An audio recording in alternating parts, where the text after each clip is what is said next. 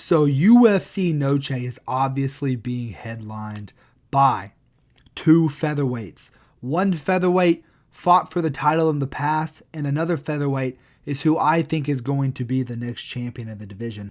And so because two featherweights are fighting on the card, I thought we could go through the top 10 featherweights of all time. So that's what we will be talking about today.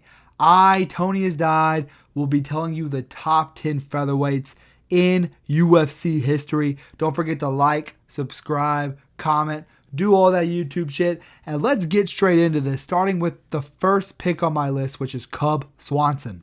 Cub Swanson in the year of 2025 may be the worst UFC fighter on the roster. However, back in the day, this man used to run the WEC, bro. He had a bunch of great wins in the WEC. Fought for the belt multiple times in WEC. I'm pretty sure he won the belt in WEC as well, but not even going off of that. This guy beat Charles Oliveira. He beat Dustin Poirier. He beat Jeremy Stevens. He beat Doohoo Choi, Artem Lobov, Kron Gracie, Darren Elkins, Billy Quarantillo, and he's just been around the division for so long. Here's what I'll say about featherweight. Outside of the top 5, top 6, it's pretty weak.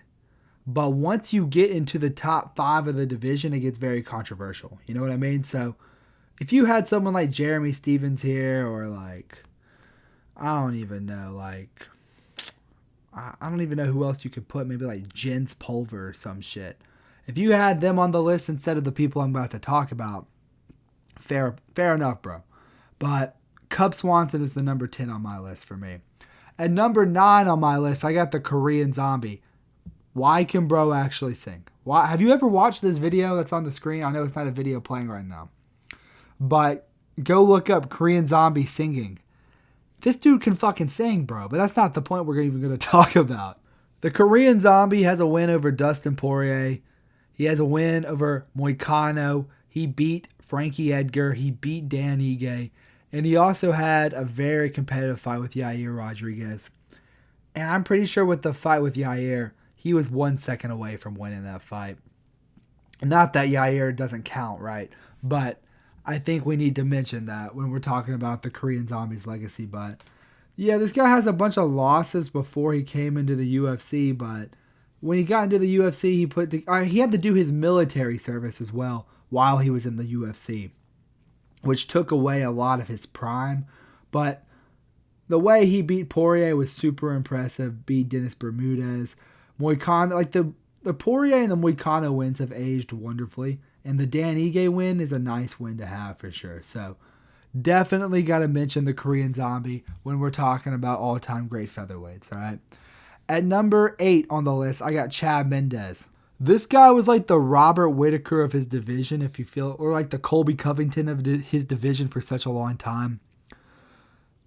His UFC record is actually kind of crazy. He went on a 6-fight win streak before fighting Jose Aldo the first time and losing to him, right? So he won 6 in a row, beating Cub Swanson, beating Javier Vazquez. You know, not a lot of good names, but Cub Swanson's a good name to mention, right? Then he goes on another run in the UFC where he beats Darren Elkins, Clay Guida, Nick Lentz, and then 2 other people that are just bums. But he went on another 5-fight win streak, and then he lost to Aldo again.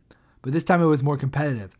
Then he beat Ricardo Lamos, who, fair enough, is actually a pretty decent person to have on your resume, right? Then he fought Conor McGregor. You know, it was supposed to, I'm pretty sure it was supposed to be Aldo originally. Aldo pulled out. Mendes stepped in on short notice, put up a pretty good scrap against Conor before ultimately getting finished, but gave Conor some real problems, kind of ruined his invincibility. But yeah, man, you got to mention Chad Mendes when we're talking about all-time great featherweights. He has a pretty good record in the UFC as well. 9 wins, 5 losses, and his only losses are to the best people, so got to give it to Chad Mendes. He makes this list for sure. The next person on my list is, dude, it's all part of the fucking storyline, man. The Eagle rises up. Hey, the Eagles gotta miss weight and almost kill himself in China. It's all part of the plan. It's all part of the story. Listen, we got Brian Ortega at the number 7 spot on the list. I hate to say it, but I'm gonna say it. Brian Ortega is fucking washed now. And I'm pretty sure he was undefeated before he fought Max Holloway. No, yeah, he was undefeated before he fought Max, but that run he had to the belt was pretty crazy. Beat Diego Brandero, beat Clay Guida, beat Moicano, beat Cub Swanson, beat Frankie Edgar, and then he loses to Max Holloway, comes back, destroys Korean Zombie, gets another fucking title fight against Volk. Then he has the injury to Yair, but it doesn't really count. Like, it counts as an L, but it's not a real L. You know, it was an injury. And then he beats Yair via arm triangle, which is why when I look at the rankings today, and I see Yair ranked number 3, and I see Ortega ranked number 8, it's like, yeah, Ortega has lost twice, but he still beat Yair like a year ago. So why is Yair still up that high for only fighting once and being against Pitbull? You know? I don't think you should award inactivity in the rankings. Pretty dumb to me that Yair is still ranked that high in the division. Like, who was he even beaten besides Josh Emmett? Who was he beaten? Besides Josh Emmett. He beat Pitbull and Josh Emmett. And he's ranked number 3 in the division? Like, how? But I'm getting off subject here. Brian Ortega, probably one of the best submission artists of the era. Great jiu-jitsu. But unfortunately, we saw his last fight. Bro, it's washed as fuck. So I got Brian Ortega at the number 7 spot on this list. At the number 6 spot on the list, I got the NFT, Frankie Edgar. Now, despite Frankie Edgar being a champion at lightweight, I actually think that his resume and his legacy as a UFC fighter is better at featherweight. So this is something I need to mention going forward with the list, is that we're only going to be talking about their wins in the featherweight division. So like Conor has wins at lightweight. We're not going to talk about those. Ilia has wins at lightweight. We're not talking about that. Holloway has wins at lightweight. We're not going to talk about that. We're just talking about featherweight. And when it comes to featherweight and Frankie Edgar, so he was a champion at lightweight. He got the belt off of BJ Penn. Lost the belt to Benson Henderson. And after he lost to Benson Henderson, a lot of his problems were due to his size. So he decides to go down. He gets an instant title shot against Jose Aldo because honestly the fight with Benson Henderson was so close that it could have gone either way. But ultimately Frankie Edgar loses his debut to Aldo, right? But after that, he beats Oliveira. He beats BJ Penn. He beats Cub Swanson. Beats Uriah Faber. Beats Chad Mendez, gets another shot against Aldo, loses again, beats Yair, people forget, man, beats Jeremy Stevens, then he loses to Ortega. Sad day, I know. But then he beats Cub Swanson. Like this guy's resume is stacked as fuck. It really sucks because he just stuck around the UFC too long. And he's one of these people that went down in weight, which is very rare, because when we see people start to digress in their career, it seems like they can't make the weight cuts anymore, so they start going up. This guy ended his career at bantamweight. Unfortunately, he got slimed out in his way out of the bantamweight, but we're not going to talk about that. We're going to talk about, man, when this guy was at featherweight, he did a lot of great shit, bro. And so, yeah, despite him being the champion at lightweight, I think that his resume at featherweight is much better than his resume at lightweight. And, you know, there's so few champions at featherweight, being able to be the guy that's just right on the cusp. You know, he gave a very competitive fight to Max Holloway, you know? And so being the guy that's this close to getting the belt, you know, putting together a pretty good win streak. I'm pretty sure he was like 10-3 at featherweight. I think you definitely need to mention him, an all-time great featherweight. So, yeah. Number 6 on the list is Frankie Edgar. And this is where we start to get into fucking controversy, all right? The top 5 of featherweight is probably one of the most controversial discussions in the MMA community, just because of how great all of these top featherweights are. Like, if you become the champion of the featherweight division, You are a top 20 fighter of all time, top 25 fighter of all time. And so all the people that I'm going to talk about on this list, they are all-time great fighters, but like, for example, when we talk about the all-time great heavyweights, I feel like every single person I'm about to mention is better than Francis Ngannou for sure, who I think is probably the second best heavyweight of all time, right? And so when we talk about featherweight,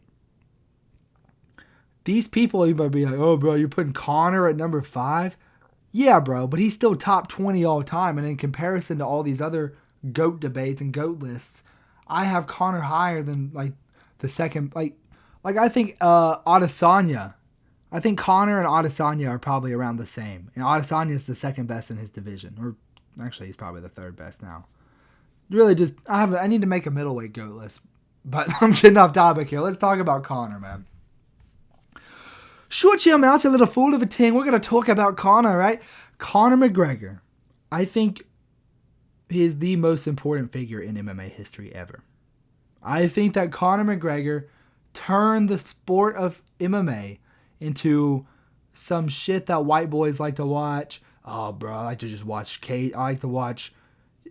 It wasn't even called. It was fucking just some bullshit that people watched on Saturday. You know what I mean? It was just like, you're a violent person if you watch MMA. You're going to watch those human cockfighting. Conor McGregor, he brought eyes to the sport like we have never seen. The trash talk is out of this world. On the way up, he beat Dustin Poirier. He beat Max Holloway. He beat Chad Mendes. And he knocked out Jose Aldo Jr. in 13 seconds. He holds a UFC record of 10-4. But all of his losses come outside of featherweight. He beat Diego Brando. He beat Marcus Brimage. He was a Cage Warriors double champion, so he has a lot of great wins at featherweight. At Cage Warriors as well. This guy, Conor McGregor, he was special. He was special. Look at him. But yeah, man, I think Conor is probably the most important thing to ever happen to MMA. Without him, I don't even think I'd probably be a fan. Because I'm from the South, right? I'm a big Dustin Poirier fan. What really got me into the sport was the rivalry between Conor and Dustin. And so I got to give a shout out to Conor for being the heel to my casual hate arc, you know? I used to be this dude's number one hater, but I've come to love and appreciate Conor, even though, you know, maybe don't cheat on your wife. Maybe don't send unsolicited dick pics every once in a while, you know, man? But the point I'm trying to make with Conor, knocking out Jose Aldo, who was undefeated for 10 years, beating fucking everybody on the come up, Poirier, Holloway. I mean, he did it with fucking style too, just knocking out everyone left and right. So if we didn't talk about this little fool of a ting, yeah, we'd be missing out on the fucking list. So at number 5, I got Conor McGregor. And this is where it gets controversial. This is where the hate begins. At number 4 on my list, don't be sad, bruh. Don't be sad. I got Jose Aldo Jr. Nobody can glaze Jose Aldo more than me, bro. But I have to say, in terms of his legacy, it is a bit overrated. Some people have Jose Aldo in their top 5s. Some people have him in their top 10s. I personally have him around the top 15 spot. Okay? But what people don't like to talk about is they act like as soon as Jose Aldo got knocked out by Conor McGregor, he was no longer in his prime.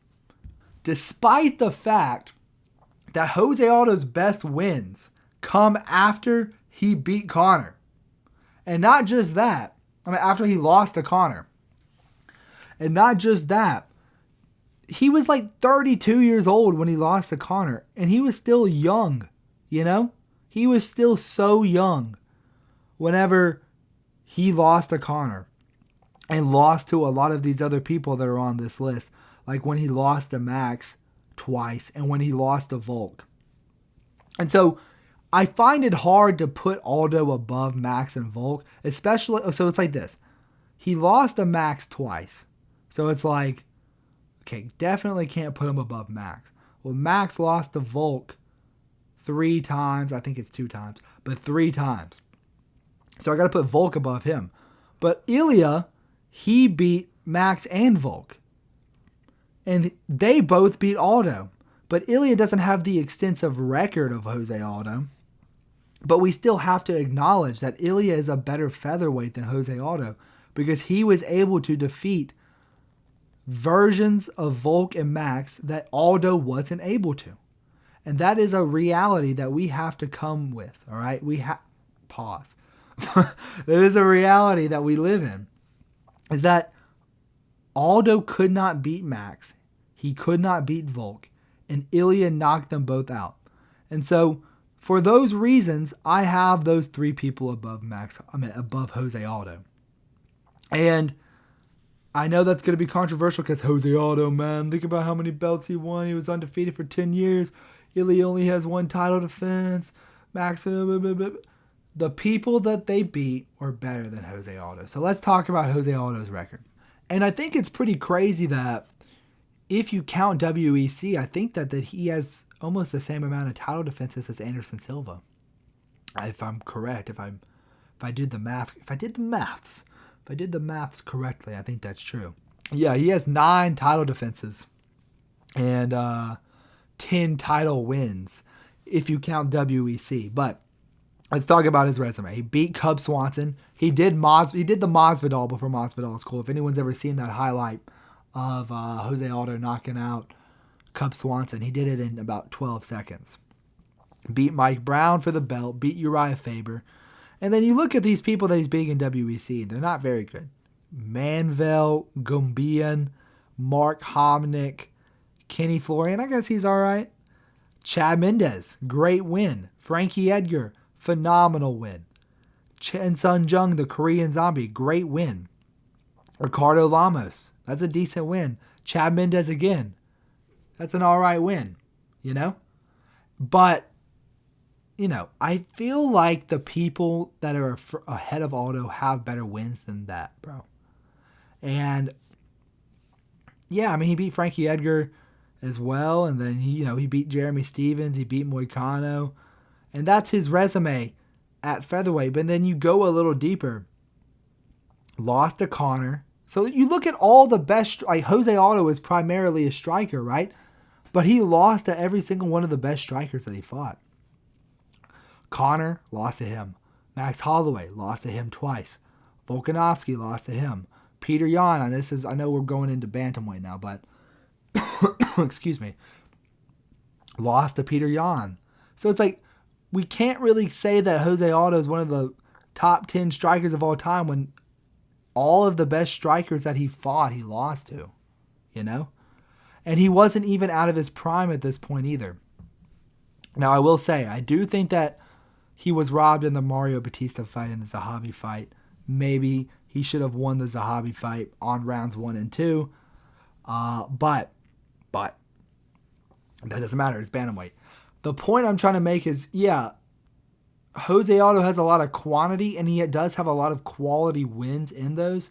But I think that what Ilia Topuria has done at his featherweight run is more impressive, man.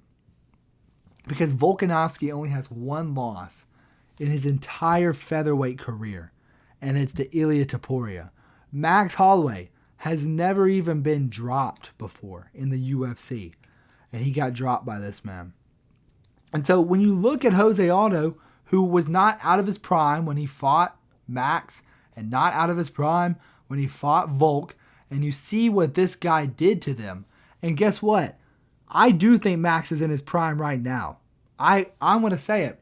Now, maybe Volk might be a little around the corner, but we could still see that Volk is a great fighter because he got the belt back against Diego Lopez. After Ilia vacated, Volk got the belt back against someone who was on a crazy run.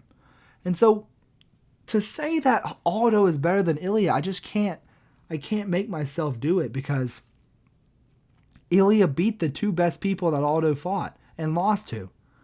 But let's talk about Ilia's resume for a second here. Ilia Topuria made his debut against Yusuf Zalal, and that is probably a win that has aged the best. Yusuf Zalal has gone on to be a force in the division. He's now ranked. After that, he brutally knocked out Damon Jackson, brutally knocked out Ryan Hall. And listen, here's something else. I value finishes as well. I feel like finishing your opponents is something that should be valued in these fights. Knocked out Jai Herbert. Now, he did face a little bit of trouble in that fight early, but the way he put Jai Herbert away made up for it. He dropped Bryce Mitchell multiple times when they fought and ended up submitting Bryce Mitchell, who, mind you, was undefeated when they fought. People forget, man, Bryce Mitchell was the dark horse of the division when him and Ilia fought each other. And I'm pretty sure Ryan Hall only had one loss at that point as well, huh? I don't know. But beat Jai Herbert, beat Bryce Mitchell, who was undefeated. Then he beat Josh Emmett, who was 18-3, only had 3 losses when he fought Ilia. Then he beat Volkanovski, who had never lost in featherweight once, who is not washed, who we have seen get the belt back and still be a good fighter, who we're going to talk about Volk's legacy later.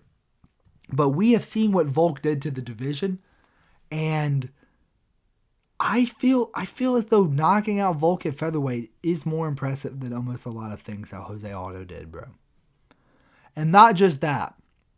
He knocked out Max Holloway for the first time in Max Holloway's career.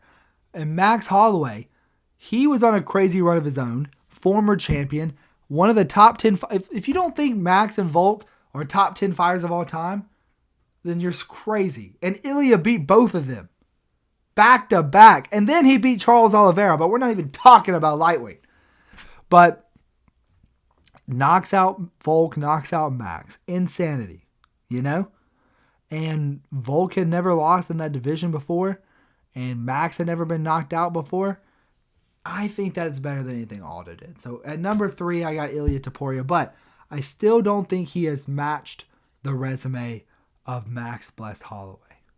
When we look at what Max Holloway has done and who Max Holloway has lost to in this division, it is not many people. Max Holloway at featherweight, I'm pretty sure actually not at featherweight, but over the last 10 years. Yeah, because he lost to Conor, he lost to Poirier at featherweight, right? But I think since 2014, Max Holloway has only lost to 2 people at featherweight. And that is Alexander Volkanovski, who I honestly think that Max won the second fight with Volk. But he beat he lost to Volkanovski, and he lost to Topuria. And those are the only 2 people at featherweight that Max Holloway has lost to. Shall I talk about Max Holloway's resume? Let's just ramble off some people. We're not even going to talk about lightweight. So no Dustin Poirier and no Justin Gaethje, which are great wins at lightweight. But if we're just talking about featherweight, Korean Zombie, Arnold Allen, Yair Rodriguez, Calvin Kattar, Frankie Edgar, maybe Volkanovski the second time. Like, I'm just saying, bro. I honestly think that the second fight, I don't think you can score the first fight for Max. I know a lot of people said that was a robbery, but I disagree. I think there's no way you could score the second fight for Max. But the second fight with Volk, I think Max won it. All right. But let's keep going. Frankie Edgar, Brian Ortega, Jose Aldo twice. Hello. He beat Jose Aldo twice. Anthony Pettis, Ricardo Lamas, Jeremy Stevens, Charles Oliveira. I know that was a weird injury to Oliveira, but that is still a crazy win to have.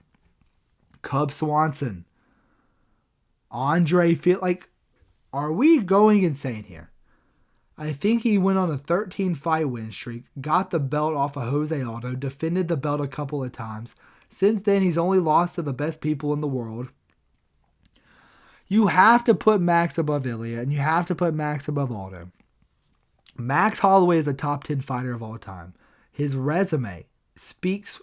He has I'm going to fucking say it. I think he has probably the best resume in UFC. Besides Volk. He basically has the same resume as Volk. but Volk beat him 3 times. So that's what makes Volk's resume better, you know? But he's not just winning these fights. I mean, he was winning by decision a lot back in the day. He's been finishing people more often as of lately, like he put Korean Zombie away. Dropped Poirier. Obviously, he did what he did to Gaethje, but when Max was, on his, I think he's in his prime right now, but when he was on his run, volume. He lands punches. That fight with Calvin Kattar, like, come on, Calvin Kattar is another top 10 fighter in your division, and he made him look like a fucking heavy bag, bro. He completely embarrassed him in every way, shape, and form. I think it's insane what Max Holloway has been able to do. And I don't care that he doesn't have as many title defenses as Jose Aldo. His resume is better than Aldo. And he beat Aldo. And yeah, man, that's what I got to say about Max. If you don't have Max top 10 all time or top 2 in your featherweight list, you're tripping. But there's obviously one man. Alexander the Great, Volkanovski, who we have to put in number 1. He almost has an identical record to Max Holloway, except he beat Max Holloway 3 times. That is right. He has 1 loss in his featherweight career, and it's to Ilia. And let me just read off his resume. Diego Lopez, who was on a 5-fight win streak whenever him and Volk fought. Yair Rodriguez knocked him out. Max Holloway twice, at least. Korean Zombie. Brian Ortega. Jose Aldo. Chad Mendez. Darren Elkins. Jeremy Kennedy. Like, this is a crazy resume. And beating Max, I don't think you get it, bro. I don't think that you get it, bro. Beating Max Holloway 3 times.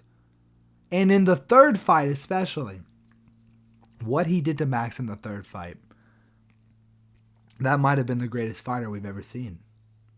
Not to go full Lucas Tracy on you motherfuckers, but that version of Volk that we saw in the 3rd Max fight,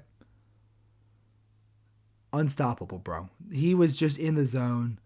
He was landing. He just found his fucking flow. And he decimated one of the greatest fighters of all time. So, Volkanovski, I have him at number 1. So, let's go through my list. Volk at number 1. Holloway at 2. Topuria at 3. Aldo 4. Conor 5. Frankie Edgar. Ortega. Chad Mendez. Korean Zombie. Cub Swanson. And that will do it for the video. If you like the video, like, subscribe, do all that YouTube shit. Thank you guys so much for watching, and I will catch you guys in the next one. Peace.